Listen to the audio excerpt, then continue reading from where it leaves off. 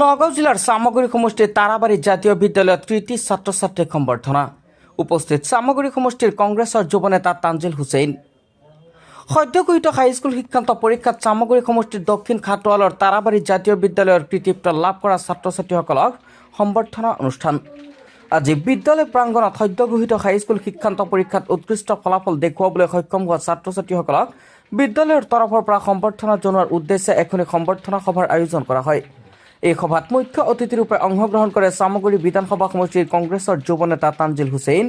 তেখেতে ছাত্ৰ ছাত্ৰীসকলক উদ্দেশ্যি এক হাড়গৰ্ভ ভাষণ প্ৰদান কৰে। তেওঁ ভাষণ প্ৰসংগত চামগুৰি সমষ্টিৰ অন্তৰ্গত দুখন ঠাইত উচ্চ শিক্ষাৰ বাবে আগ্ৰহী ছাত্ৰ ছাত্ৰীৰ বাবে বিশেষ প্ৰশিক্ষণৰ ব্যৱস্থা কৰিব বুলি উল্লেখ কৰে। তানজিল হুছেইনে তাৰাবাৰী জাতীয় বিদ্যালয়ৰ কৰ্তৃপক্ষক বিদ্যালয়খনিৰ ধাৰাবাহিক সাফল্যৰ বাবে অভিনন্দন জ্ঞাপন কৰে। কেনেকৈ আমি ছাৰ হওক মেম হওক সেইটোৰ তোমালোকৰ মাজত মই কোচিং আনিম, কিয় আমি কম্পিটিশ্যনটো আমি ৰাজনীতি কৰি আছোঁ, ৰাজনীতি মানে ভোটৰ লগত কম্পিটিশ্যন কৰিব, কিন্তু তোমালোকৰ কম্পিটিশ্যনটো হ'ব যে আমাৰ সমাজখন একগোট কৰি কেনেকৈ আগুৱাই লৈ যাব পঢ়া শুনাৰ যোগেদি।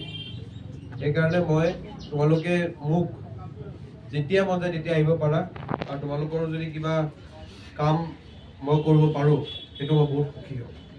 ঠিক আছে, ভালকৈ কৰা, আৰু চবকে মই শুভেচ্ছা জ্ঞাপন কৰিছোঁ, আৰু তোমালোকৰ মাজত আকৌ তোমালোকক ক'ৰবাত লগ কৰিব লাগিব আশা কৰি মই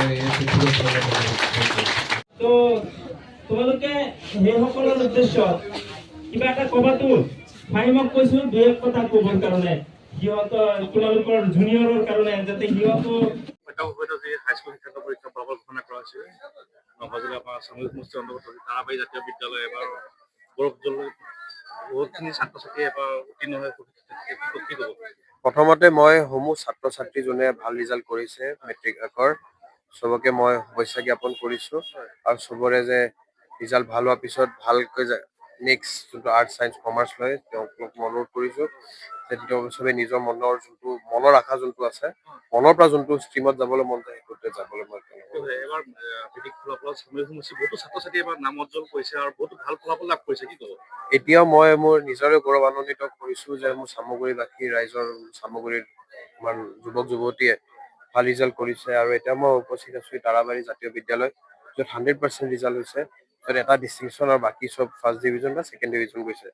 তেওঁলোককো মই শুভেচ্ছা জ্ঞাপন কৰিছোঁ, আৰু আহি থকা দিনত ময়ো ইয়াত কৈছোঁ যদি ইয়াত মই যদি প্ৰতিনিধি হওঁ, এতিয়া আমাৰ ৰাজনীতি কথা এতিয়া আলোচনা নহয়, কিয় আমাৰ ইতিমধ্যে আমাৰ নিৰ্বাচন শেষ হৈ গৈছে। এতিয়া আমি নেক্সট আমাৰ টাৰ্গেট হৈছে যে আমি ইয়াৰ পৰা কেনেকৈ ডক্টৰ ইঞ্জিনিয়াৰ ওলাব পাৰোঁ।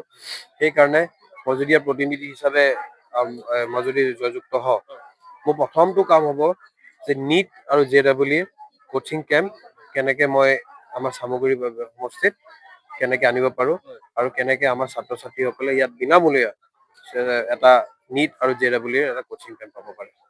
নগাঁৱৰ পৰা প্ৰাঞ্জল নাথৰ ৰিপৰ্ট।